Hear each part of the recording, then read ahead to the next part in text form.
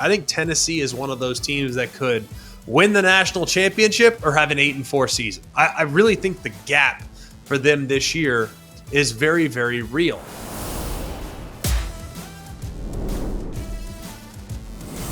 Hello and welcome to Always College Football. I'm your host, Greg McElroy. Thanks for being here. It is February 24th. We are full speed ahead into the off season. We have a lot to look forward to here with spring ball coming around the corner.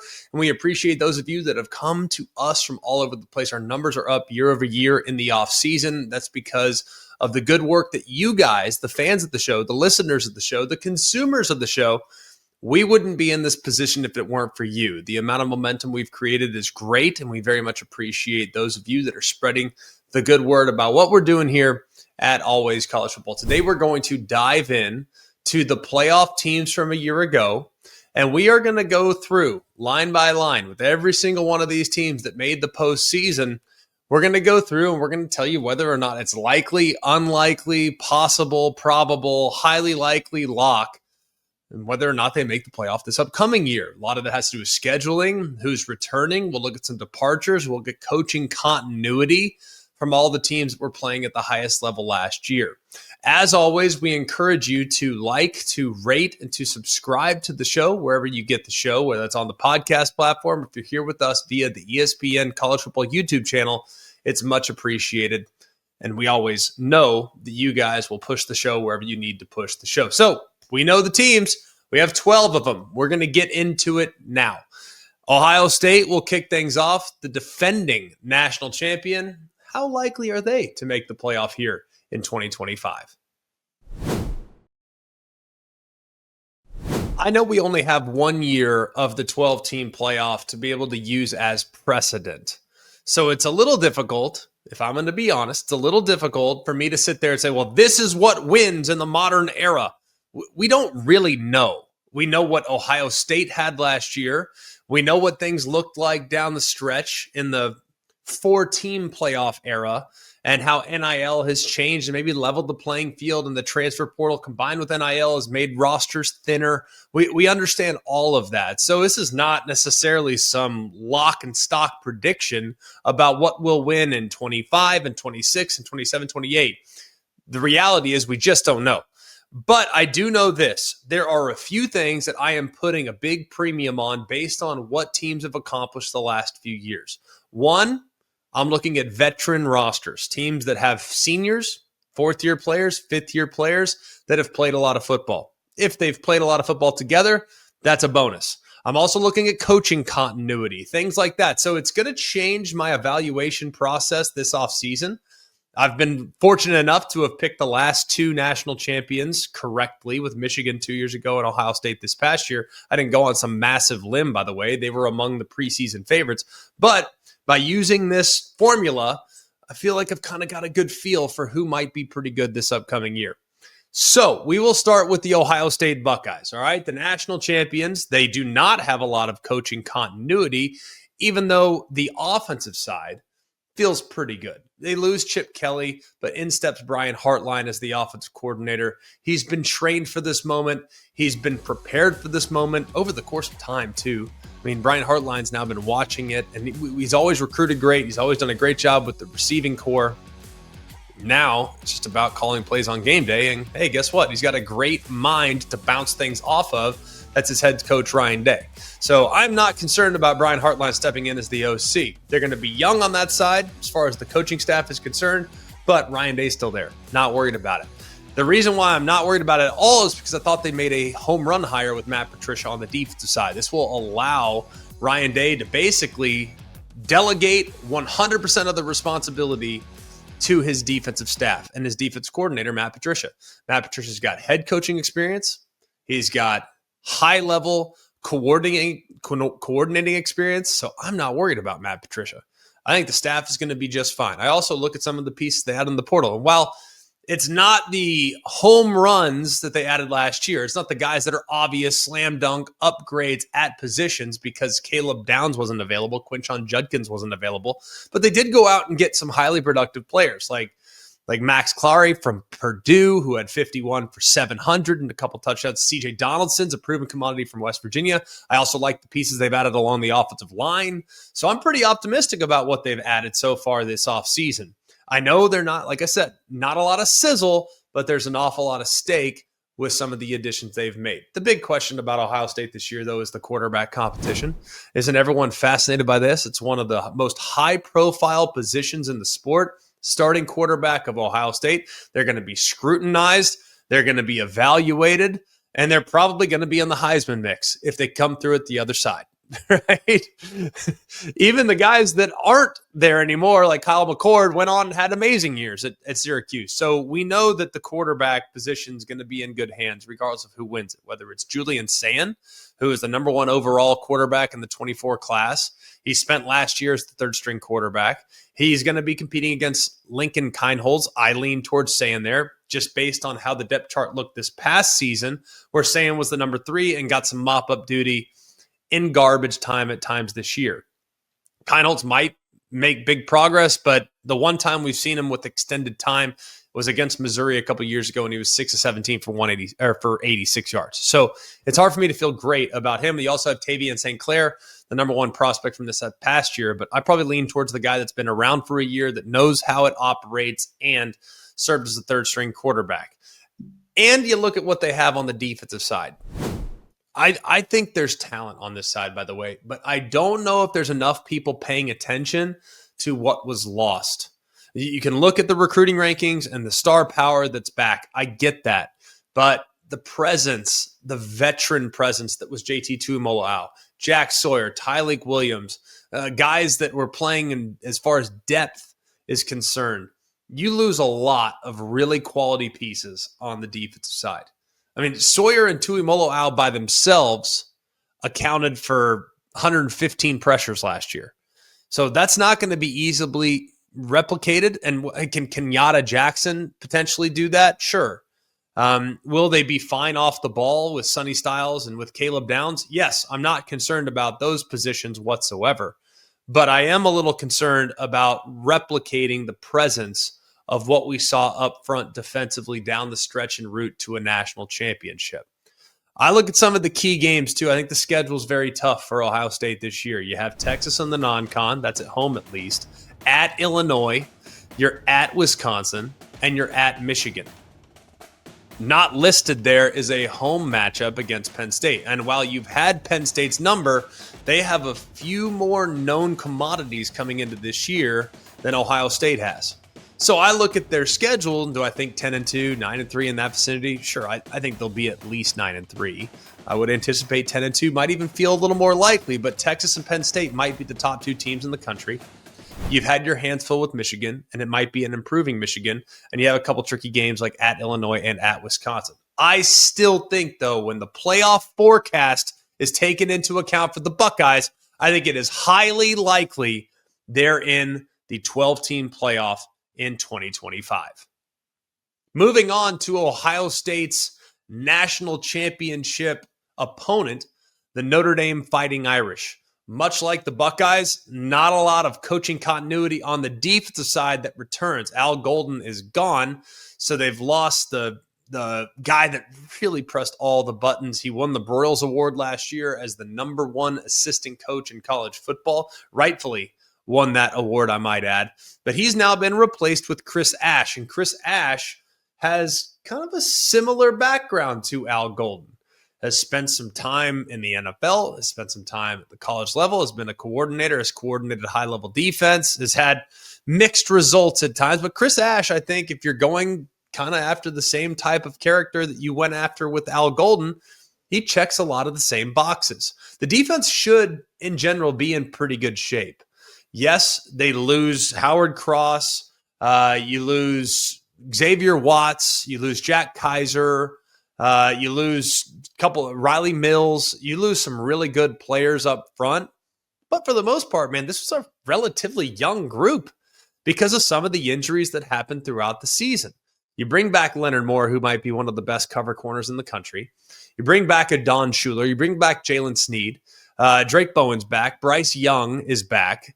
You bring back Botello, who got injured early in the season. You bring back Boubacar Traore, who got injured in the third game of the year. I mean, you look at kind of what's back. There's a lot to feel pretty excited about. Now, defensive tackle might be something they got to figure out, but I think they're going to be okay at that position based on what I saw from Rubio and some of the other pieces that filled in when the injuries started to mount. The other thing I'm curious about with Notre Dame is who is going to be the starting quarterback. Everyone's weighing in this discussion, and rightfully so. I'm not at this point super confident that it's going to be Kenny Minchey, so we can remove him from the conversation, at least at this moment. I anticipated coming down to Steve Angeli against CJ Carr. Steve Angeli, remember, against Penn State, came off the bench, led Notre Dame on a critical drive at the end of half against Penn State to kind of salvage some momentum heading into halftime. They steal some points, and now all of a sudden Steve Angeli, Notre Dame fans feel pretty fired up about him. Prior to that drive, I think most people would have said, yeah, it'll be CJ Carr. CJ Carr, the grandson of the legendary Lloyd Carr, the Michigan head coach, guy with a ridiculous amount of recruiting prospects. A lot of people loved him coming out of high school. So there's a lot of buzz and a lot of buildup about CJ Carr and what he could be. Probably one of the highest prospects they've had at the position in a while. But Steve Angeli and CJ Carr, I'm not sure you can go wrong. Either direct, I've seen CJ Carr throw it, and it's impressive. But I've seen Steve Angeli in the game, and it wasn't just against Penn State. We saw him start the bowl game a couple years back. He looked pretty good in that game as well.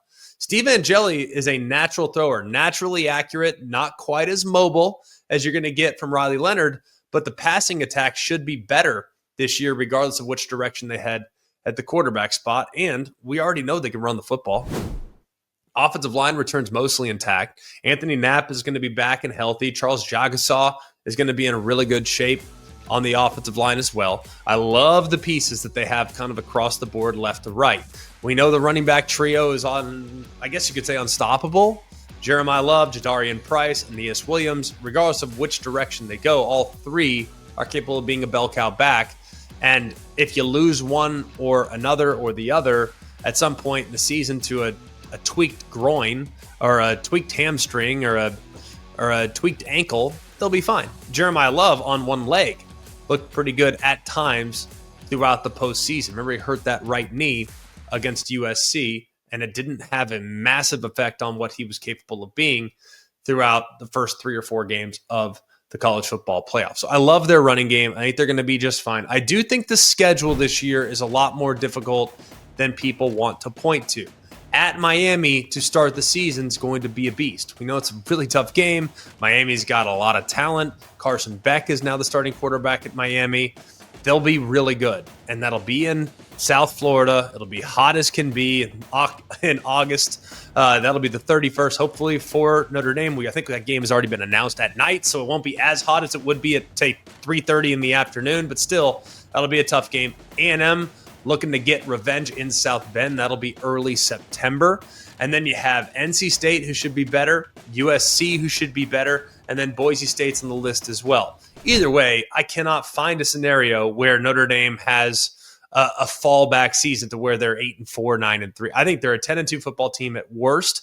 They have shown the ability to lose games from time to time to teams they have no business losing to. We've seen that a few times the last few years, but I don't think that'll happen this year just based on how the schedule looks. My playoff forecast for the Irish in 25 is highly likely. Moving over to Penn State, another team that was in the semifinal this past year, and they have upgraded. Well, depending on who you ask, some people believe they have upgraded with their coaching staff because you have continuity and consistency with Andy Kotelnicki, the offensive coordinator. He's back for year number 2 with a really solid cast of guys that have played high-level football for quite a while, and you have now upgraded on the defensive side with Jim Knowles. Now, to be honest with you, I think from Tom Allen to Jim Knowles is pretty level jump. I love Tom Allen. I think Jim Knowles is amazing. They both are going to do a great job regardless of who was in the position. Tom Allen takes the Clemson job. Jim Knowles steps in. There's no drop-off whatsoever. And that's saying a lot, by the way. There's no drop-off whatsoever as far as coaching received on the defensive side. Now, Jim Knowles does have pretty good group. Dennis Sutton's back. Zane Durant is back. There's some really good pieces that you can like. Zakee Wheatley is back as a veteran in the secondary. I like their personnel defensively, but it will be difficult to replace the presence that was Abdul Carter. He was always there. He was always lingering, and every single offensive coordinator that had to play against Penn State and plan for Penn State last year and the year before that, they had to account for the possibility of Abdul Carter taking over the game. So him being gone is a big loss, but they have enough pieces back on defense to make you feel like that group won't fall off very much. It's really the offensive, though, that makes you feel better about what Penn State could be. You bring back Drew Aller for another year. Katron Allen, Nicholas Singleton are all back. The running back duo is amazing. We know that. The offensive line should be pretty solid as well. It's a veteran group with returning starters kind of across the board. Remember, they lost Anthony Donko in the middle of the year last year. So him being back, you now have 3 guys with significant playing experience at tackle. You have a couple of good pieces like Ioane at guard, Vega Ioane. He's really a capable piece as well. And then Dawkins is back at center. So I love their offensive line. I also like the additions they've made at wide receiver in the portal. Devontae Ross from Troy and Kyron Hudson of USC should be really impactful out there at wideout. But the big question offensively is, how do you replace the presence that was Tyler Warren? Now, I'm super optimistic about a couple of the young guys they have coming up. But at this point, do I know any of the tight ends that they have at Penn State this year that can potentially go for over 100 receptions and over 1,200 yards? Probably not, right? Regardless of how good I think that group might be, they're probably not going to be able to eclipse what Tyler Warren meant to this offense last year. The thing that makes me most optimistic potentially about Penn State, though, is that their schedule is, for the most part, pretty manageable. You got Oregon at home. That's a game that can be won. That's on September 27th. You go to Ohio State. Ohio State will be a really tough game. We know that. But Penn State matches up better than most against the Buckeyes. And then they have Nebraska at home towards the end of November. That would be a game that I would lean towards Penn State. So they're one of the few teams, I think, going into this year, barring something completely unforeseen, Penn State's a lock for the 2025 playoff. On the other side, semifinal appearance again for the Texas Longhorns. Will they be back this year? A lot of that hinges on how confident you are in Arch Manning. I think a lot of people, when you watch Arch Manning as a young high school prospect, and then you look at his first spring game performance and the steady progress that's been made the last couple years. Every time he's gotten on the field, you've seen a little growth. You've seen a little improvement.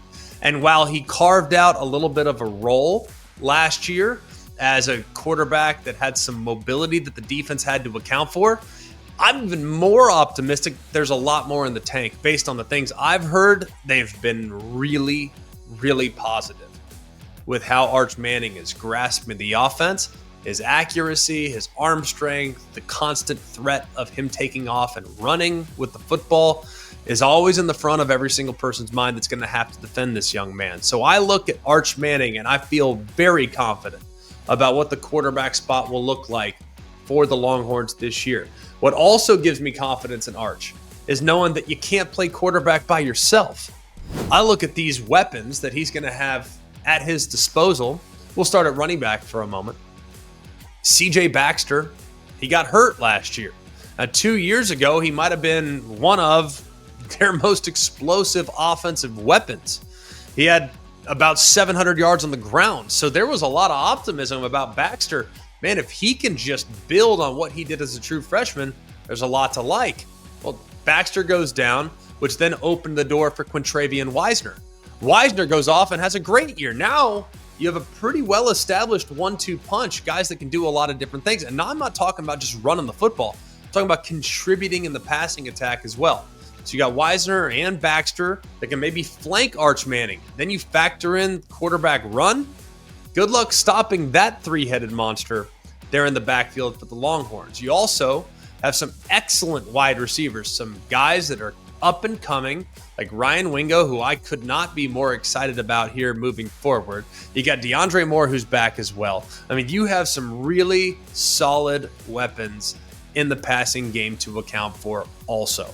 I love the versatility of this offense and how guys can play in different positions and how Sark can use his creativity to find matchups that are really advantageous to the guys like running backs out of the backfield against linebackers or slot receivers working out of the backfield against safeties. I love where this group could potentially be heading. Now, they do have a little bit of a rebuild to account for along the offensive line. Yeah, they lose 4 out of 5 that either finished their eligibility or they left early for the NFL draft. But if you look at how Texas has recruited, they've done a pretty good job of going out, getting some high-level prospects and some guys with high ceilings that look the part physically from a length, height, width standpoint. They're going to be just fine there. And I also like the defense too. Now, the defense is going to have a lot of star power. Colin Simmons, fast forward to the middle of next year, I wouldn't be that surprised if Colin Simmons is having an all-American type of season. I think Trey Moore, him deciding to return, provides that spark and that juice off the edge. And then Anthony Hill there kind of solidifies a trio in the front 7 that makes you feel really good. Like, these are 3 guys that could take over the game at any one point. That will account for some of the vacancies that they'll have in the back end because they do lose 3 of their top 4 defensive backs from this past season. But with what they do defensively and how they structure their defense, losing and having some turnover in the back end on defense is not something I'm going to lose a ton of sleep over, especially when I have guys up front that can apply the pressure that shrinks the amount of time that the opposing quarterback can have to diagnose mismatches that his offense might have against my defensive backs. So I guess I'd be more worried about the defense in the back end if they didn't have the elite presence with their pass rush up front. So I look at their schedule too. This Texas schedule is very difficult. Just looking at how it all shakes out, you're at Ohio State, brutal game. At Florida, very difficult. Oklahoma's the neutral site. You're at Georgia. And then you have Texas A&M, who comes to you there at the end of November in the final week of the season. I look at the schedule. I don't think there's enough people talking about the difficulty of Texas's schedule this year. Now, maybe people aren't as bullish on Florida as I am. Maybe there's not as many people that are as bullish on Oklahoma. Like, I think Oklahoma will play them very hard this year based on what Oklahoma has coming back. So I think this is a very difficult schedule, but looking at Texas's personnel, the progress I anticipate from Arch Manning, the supporting cast that he has to be able to create problems for the opposing defense, and the nucleus that returns on defense, I still think the playoff forecast for the Longhorns is highly likely.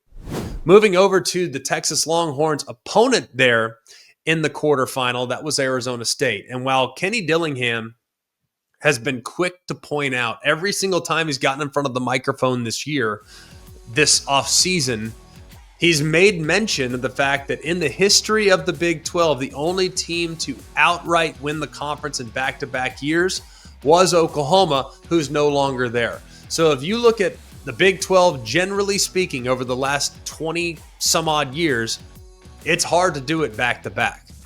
And if you look at what was the best attribute of Arizona State last year, yes, they had good running back, they had good quarterback play, but I think the chip on the shoulder mentality and the momentum that they picked up as the season went along was their best attribute. They were playing insanely confident football, and they utilized the fact that nobody gave them a chance to their advantage multiple times.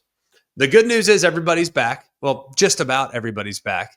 They bring back 35 of their 44-man two deep, including their quarterback, Sam Leavitt, who I really believe this. I think when we fast forward to the middle of the year, Sam Leavitt's got a chance to be in the Heisman Trophy conversation. I think his ceiling's that high.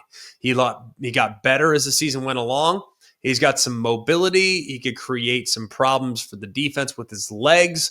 I also don't think he had some outrageously deep wide receiver core. He really had just one guy, but that one guy in Jordan Tyson was pretty dang good. I think you look at Jordan Tyson and that combination, quarterback and wide receiver, they'll probably take their chances against just about anybody in the sport moving forward. Now, maybe Ohio State has something to say about that. Maybe Texas has something to say about that with Arch Manning and Ryan Wingo. Maybe it's Julian Sand and Jeremiah Smith. Maybe there's another one out there that we're not talking about right now. I'm telling you, Sam Leavitt and Jordan Tyson, those two together, quarterback and wide receiver respectively, they're going to be in a really good spot. Now, they do have to try to figure out how to replace Cam Skattebo. They did add a transfer from Army in Kane Udo, who rushed for over 1,100 yards and 10 touchdowns. So he's an experienced guy, but he's probably going to have to do it with a bunch of others. You have Riley Brown, USC transfer, who's only played in a couple games last year, so is looking for that medical red shirt. You also have Kyson Brown from last year, who contributed 350 yards. So those are two guys that might be in the position. You also have Alton Gaskell, who's a guy that's got some talent, but has had some injury history in his past. So they should be pretty good with the running back spot. It's just going to take four guys as opposed to Cam Skattebo, who could do it all himself. The defense should also be in pretty good shape. They bring back a couple of the difference makers, most notably Xavier Alford, who at 200 pounds was the second leading tackler there at the safety spot, and he was an all Big 12 first-team performer. So they are pretty good on the defensive side, but the one thing that I would like to see grow for Arizona State this year is an improved presence with their own pass rush. Last year, that was an area of concern, and that's probably an area that needs to be addressed here at some point very, very soon. I'm actually looking at their schedule. I think the schedule is pretty manageable. They have three very tough games that are all on the road, at Utah, at Iowa State, but we'll get a good indicator of what they're capable of when they go on the road to Starkville to take on Mississippi State there in the non-conference. It's a game I would think they would probably be favored in. I look at their playoff forecast, and while you know Kenny Dillingham's going to continue to bang the drum about, hey, nobody respects us, nobody has any of this, I'm sorry to be the rat poison coach, but I think the playoff forecast for Arizona State next year is actually likely. I think you have a real chance to get back and win the Big 12 yet again, knowing that there were some of the teams that you're going to be playing against that have some pieces that need to be replaced as well. The Georgia Bulldogs are no stranger to the postseason, but there is a lot of turnover off of last year's team. Now, we've already gotten a little bit of a glimpse of what this offense might look like with Gunnar Stockton as the starting quarterback, and he goes into the spring as the odds-on favorite to win that job yet again. Now, how will the offense change? Well, if you look at Gunnar Stockton, compared to what they had the last 2 years with Carson Beck, you have a little bit more mobility at the quarterback spot.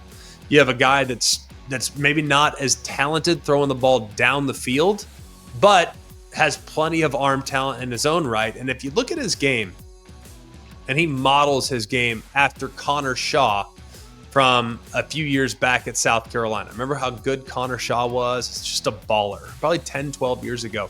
Connor Shaw was one of the best players in the SEC, but his God-given ability was not outrageous, but man, he was just a grinder. He just continued to find ways to win games. He was athletic, he was accurate, he was decisive. So I look at Gunnar Stockton, and he's got a lot of Connor Shaw vibes, and ironically, he wears 14 because that was the number that Connor Shaw wore at South Carolina. So he's following in really good footsteps. But when I look at him and try to compare him to Georgia quarterbacks from years past, he reminds me a little bit of Jake Fromm, but with a little bit more mobility, and he's a little tougher as a runner. He wants to lower the shoulder. He wants to get the hard yards. I think that's going to be a part of what they do in short yardage situations, is utilize quarterback run this upcoming season. One big question mark for Georgia, because it was such a problem last year, has been the wide receivers. I mean, how many different times did we watch the receivers last year drop balls that could have led to big plays? I mean, in the playoffs, you have big posts that could have been a touchdown, it's dropped.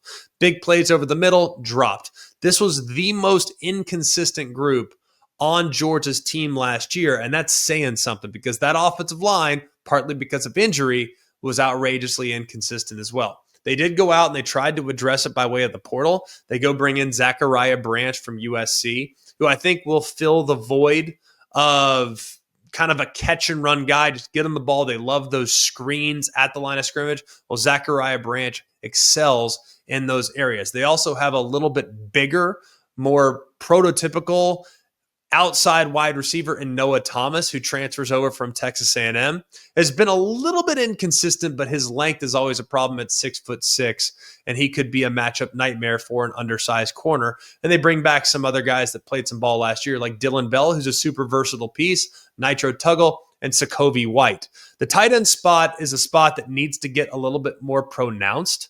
This was a group last year that didn't do a great job of contributing in the passing game. Now, there were some times, like against Tennessee last year, where Oscar Delp and Lawson Lucky, those guys did a great job. But for the most part, the production at the tight end spot pales in comparison to the production that we saw 2 years prior with Brock Bowers for a number of years. So I'm not saying they're going to replicate Brock Bowers' production, but if they can get a little bit more out of the tight end spot, I think that would go a long way towards helping their passing attack, because I think the running back room is going to be really interesting. You look at the starter, it's probably going to be Nate Frazier. He was really good at times last year. Now, there were times when he put the ball on the floor, did have some fumbles, which always makes you a little bit uncomfortable. But as far as his ability to put fear in the defense with his explosiveness, that's always going to be there. But he's not going to have to do it alone. They've been banged up with injuries at times at the running back spot the last few years. But Branson Robinson, Roderick Robinson, Nate Frazier, you might even have a couple other guys, because it always feels like Georgia's got somebody that no one's talking about that ends up being a big difference maker at that position as well. They're going to be perfectly fine at running back. And then on defense, they should be in pretty good shape. Yes, they lose some difference makers like Mykel Williams, like Jalen Walker. Yes, there's some take over the game guys that need to be replaced, but there's enough guys, and Georgia does a pretty good job of rolling young players so that they'll get them in the lineup. They might play in a role, but they'll get them into the lineup as true freshmen so that when they're sophomores and juniors, they're quite a bit further ahead as far as conceptual understanding and the bigger picture with how they want to defend the opposing offense. So I look at Christian Miller, KJ Bolden, CJ Allen, Chris Cole, Dalen Everett, Raylan Wilson. I mean, these are guys that could easily take a step this year and become not just all SEC performers, but potential All-American contenders as well. Schedule's tricky. At Tennessee is an early game this year. That's in September, so that's a little unique. So to have Tennessee on the road and Alabama at home in September is a little different for the Georgia Bulldogs. They also have to go to Auburn. They're in mid-October before they welcome Ole Miss and Texas to their place down the stretch. And they, of course, have that neutral site game against Florida, what should be an improved Florida team, on November 1st. Looking at their playoff prospects and the forecast for the Dogs, I think it's highly likely they're back in the 12-team playoff this year. The number one team going into the playoff last year was the Oregon Ducks. And of course, that long layoff, the long bye didn't work out so well for them. But Dan Lanning, the guy's 35-6. All right. The likelihood of him having a team back in the mix is highly likely. We know they're going to be great on offense. They scored nearly 36 points a game last year. It was one of the best in the country. They went for over 430 yards a game last year, which is the top 20. I mean, you look at what they have back. There are some question marks, but I've kind of gotten to the point with Oregon, like I have with many other teams, where I'm just going to give them the benefit of the doubt. And maybe that's a dangerous game. But just knowing Dan Lanning, knowing how this group has recycled talent the last couple of years, I'm going to go ahead and give them the benefit of the doubt. Now, there are a couple question marks. We'll address those here. The quarterback spot, I think they're going to be fine. Donte Moore is going to be replacing Dylan Gabriel. They opted not to go to the portal.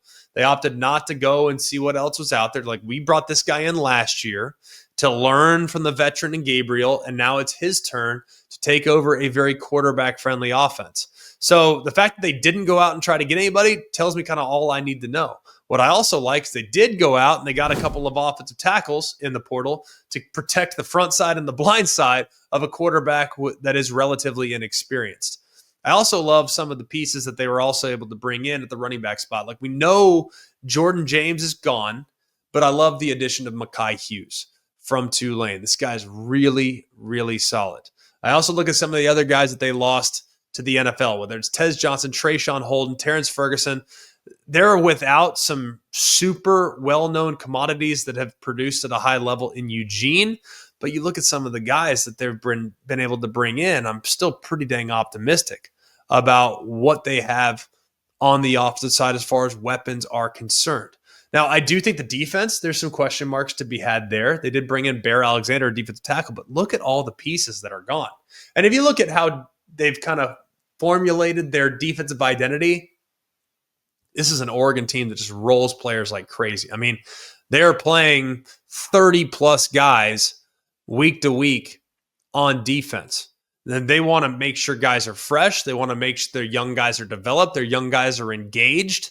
So when the young guys become the presence there as starters, they're not at all having to experience the learning curve that some other places have to experience. But losing Derek Harmon, Jordan Birch, Jamari Caldwell, Jeffrey Bassa, Jabbar Muhammad, Deontay May, all those guys being gone is going to be a tough thing for Dan Lanning to replace. But super encouraged by what they brought in from a transfer portal standpoint. They brought in a bunch of good pieces.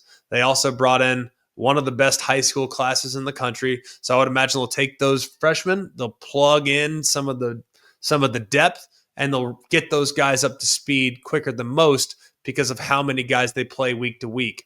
As far as some of their key games, I think the schedule's pretty manageable. You get Oklahoma State, you got Oregon State, 2 OSUs. They're in the first 3 weeks, 4 weeks. That'll be a little interesting. Oklahoma State and Oregon State, feel pretty good about them getting those. Then they go to Penn State, which should be really tricky before they come back home to take on Wisconsin and USC. You look at the schedule. That is the most appealing part of latching yourself on to Oregon this upcoming season. The schedule's manageable. So look at that schedule. Tell me how many you think they're going to lose. There's not a lot on there. They'd have to play poorly at home to suffer a surprising L.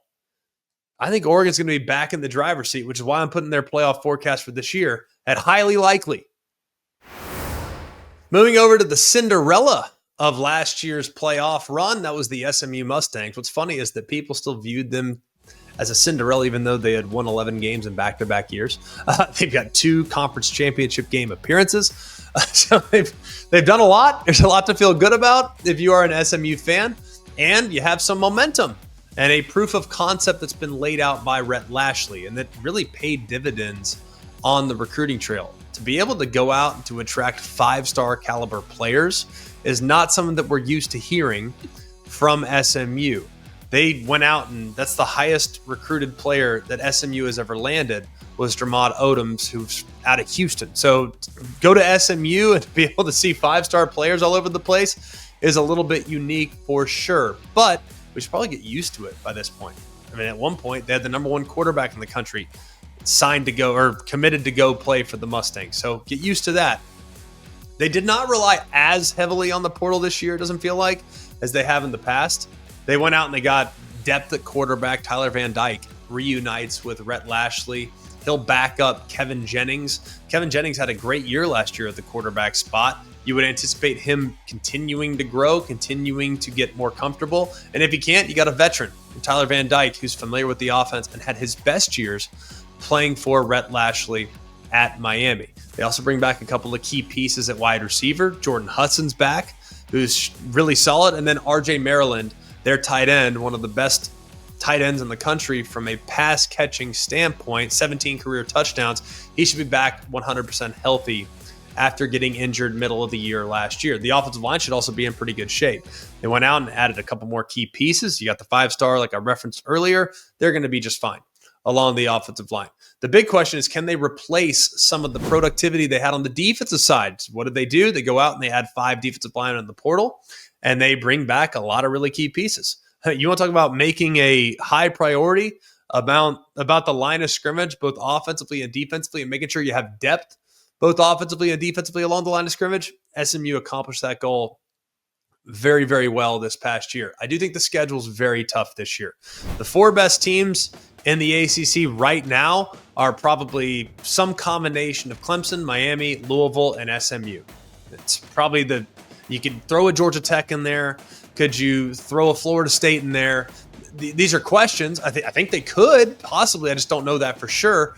But the ACC is pretty deep, and I look at the fact that SMU has to play 3 of the top teams in the ACC, Miami at home, Louisville at home, and then at Clemson on October 18th, plus a non-conference game at TCU. I look at their schedule this year, and I just think there's going to be a couple more losses on there than there were a year ago. They're not sneaking up on anybody this year. So my playoff forecast for SMU in 25 is unlikely. Boise State also trying to get back to the dance in the post-Ashton Jeanty era.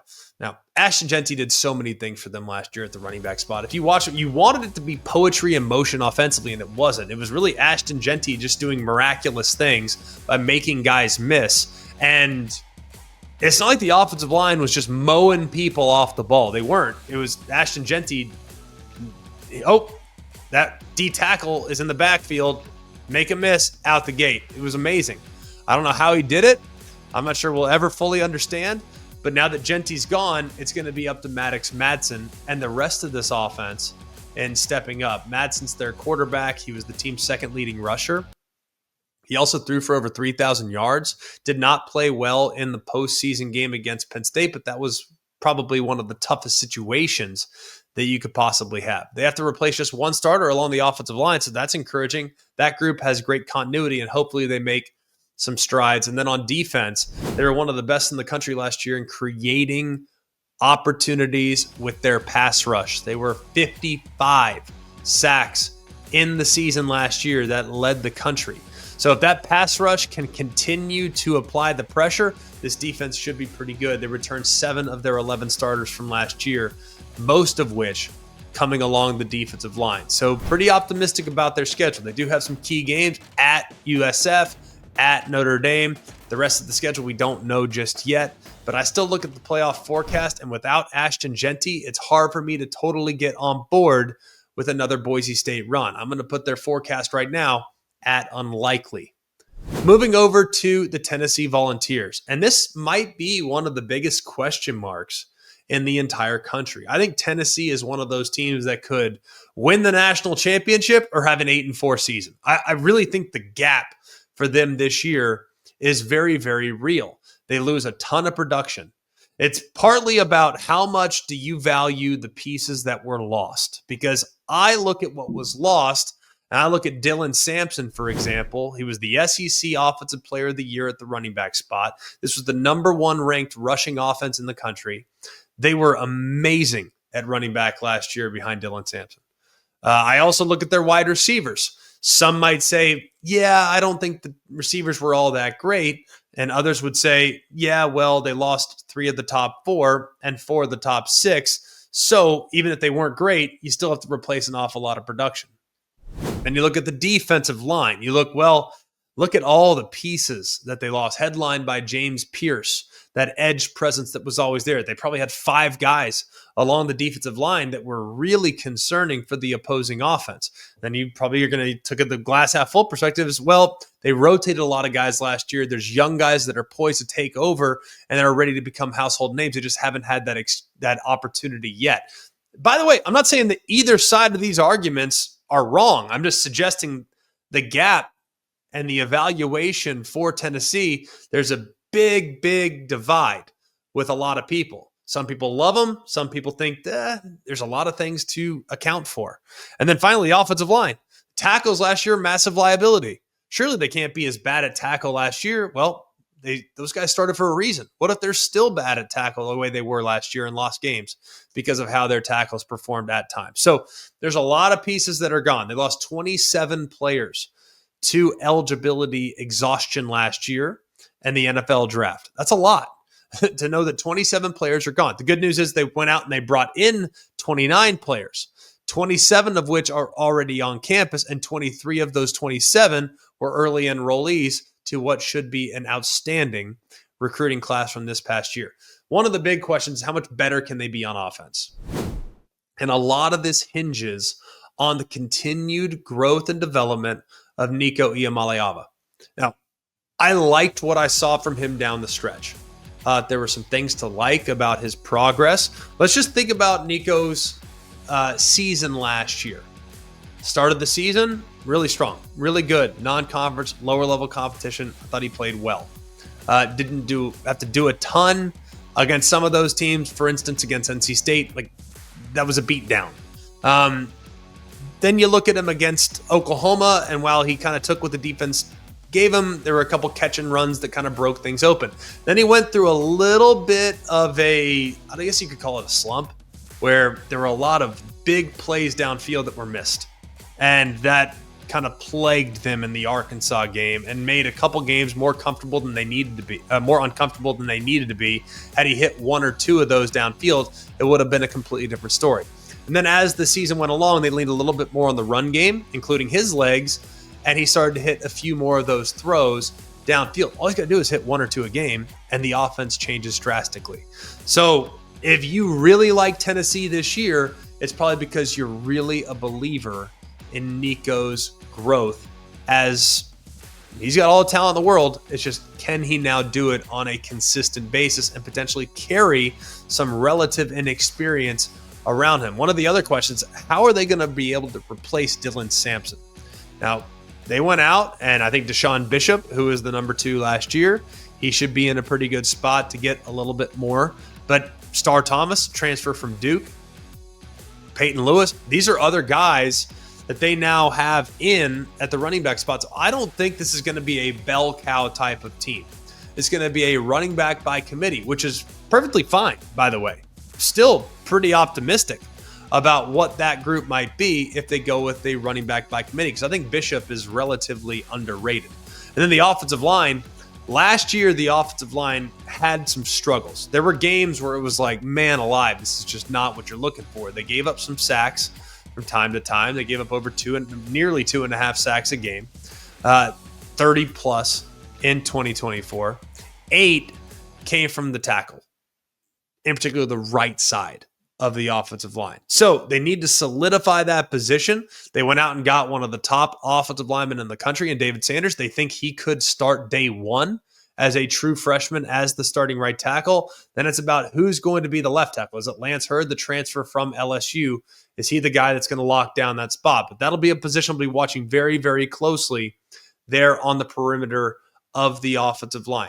The defense, still think they're going to be pretty good there. I still think in the front, they might not be quite as star-studded as they were a year ago, but Tim Banks is going to find a way to apply pressure.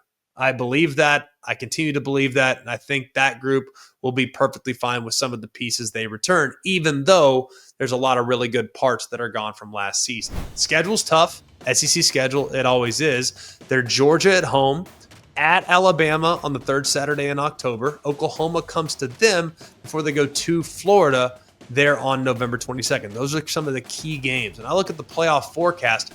I think it's absolutely possible for Tennessee this year. That's where I'm putting it. I say it's possible, but when I say possible, I think it's about 50-50 for Tennessee this year. It's going to kind of hinge on how they play at Florida and how they play at Alabama.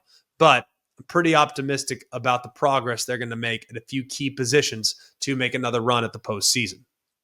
Indiana had one of the most unlikely seasons of last year. Can they replicate it now as the schedule gets a little more difficult? We'll find out. You know, there's a bunch of people that have circled Curt Cignetti's team with how they performed against them last year. New quarterback, that's Fernando Mendoza, that transfers in from Cal, threw for over 3,000 yards last year. Even though Cal wasn't very good, they were a little inconsistent. Pretty impressive the way Fernando Mendoza played at times. The one key for him is not taking as many sacks. He took 41 sacks last year. The running back spot should be pretty good. Roman Hemby transfers over from Maryland to go along with Kalen Black and Lee Beebe, who should have a pretty good trio of running backs. I look at Black, for example. He had a solid season last year, just didn't get a ton of opportunities. So I'll be curious to see how he handles it. They do have really good pieces at wide receiver. Elijah Surratt is back. So is Omar Cooper. So Omar Cooper with great speed. Elijah Surratt is a guy that's great with the possession receiver. He can get behind the defense, but he's best known for the back shoulder throws. And they also have some twitchy pieces on the interior that they can also like as well. So I like their personnel at wide receiver and on their offense in general. I like that group collectively. Defensively, they do have to replace a couple of really solid veteran pieces, but they have a lot of guys back that have played a lot of football. Aiden Fisher, D'Angelo Ponce, Mikal Kamara. There's a bunch of guys back that were highly productive last year, and they went out in the portal and added a couple pieces that I like as well, like Holden Stays from Tennessee and Pat Coogan, the center from Notre Dame. A couple key games. The schedule's much tougher this year than it was a year ago. They have Illinois, who should be ranked in the top 15 in the preseason. They'll have them at home before they go to Oregon. to Penn State before finishing up with Wisconsin at home. So no Ohio State there. So the playoff forecast for Indiana is possible, but I think it's also somewhat unlikely. We'll finish by talking about the Clemson Tigers, one of my favorite teams of the offseason with what they bring back. They bring back 8 starters on an offense that was in the top 11 last year. They went for over 451 yards a game and nearly 35 points a game. Cade Klubnik is the straw that stirs the drink. He got much better as the season went along last year.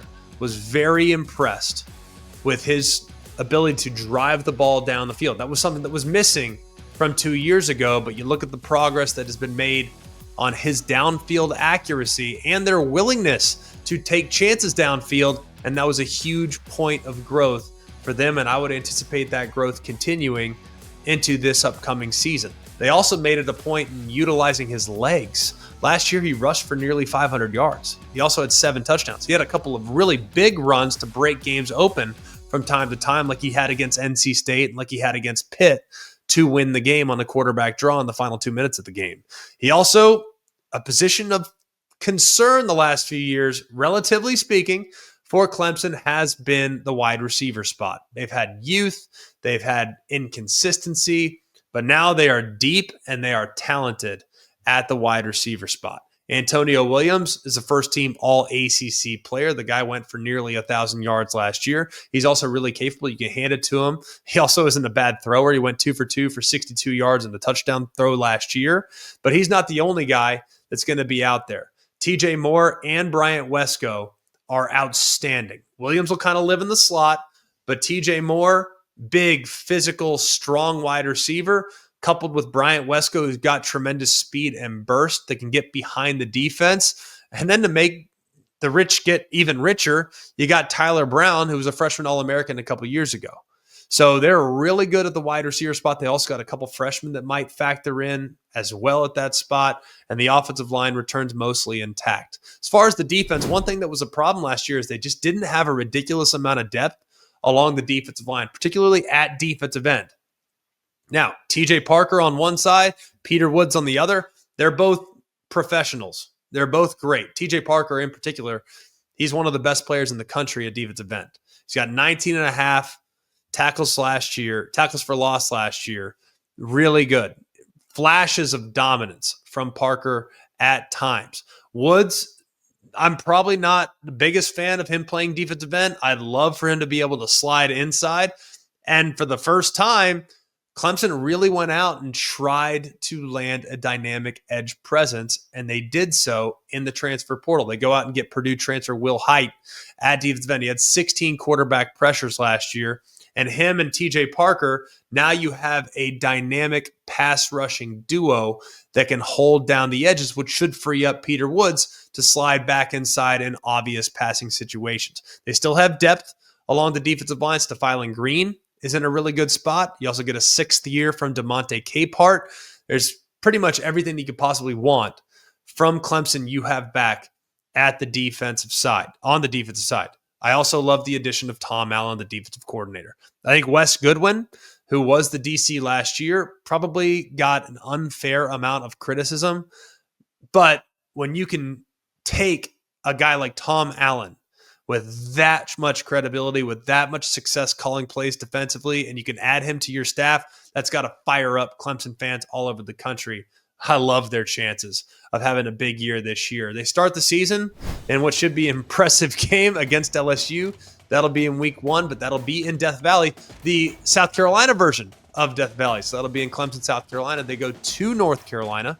I like their chances there. They're at Louisville. That's on a Friday night, so that should be an interesting game before finishing up at the end of the year at South Carolina. So while I think their schedule is tricky at Louisville, at South Carolina, at UNC, every single game on their schedule is winnable, which is why the playoff forecast for Clemson is highly likely heading into this year. That'll do it for us here at Always College Football. Continue to check in on our ESPN College Football YouTube channel. You can look at the playlist right there. You can click Always College Football. All of our videos will populate on that playlist, and you can just go down line by line and, hey, just save that bookmark. That's where it's saved on my computer, and we just watch them one after another. The boys want to watch them. My sons want to get prepared for the college football season just like you guys. So for all of us here at Always College Football, check us out on the YouTube page. You can also check us out on the podcast platform. Subscribe to that podcast. You can get it anywhere. It'll download immediately if you subscribe on whatever podcast platform you utilize. So for all of us here at ACF, for Mark, Jake, Jack, the other Jack, I'm Greg. We hope you have an amazing day. And remember, it's always college football. Hey guys, it's Greg McElroy. Thanks for watching Always College Football. Make sure you like, rate, and subscribe to ESPN's YouTube channel and wherever you listen to your podcasts.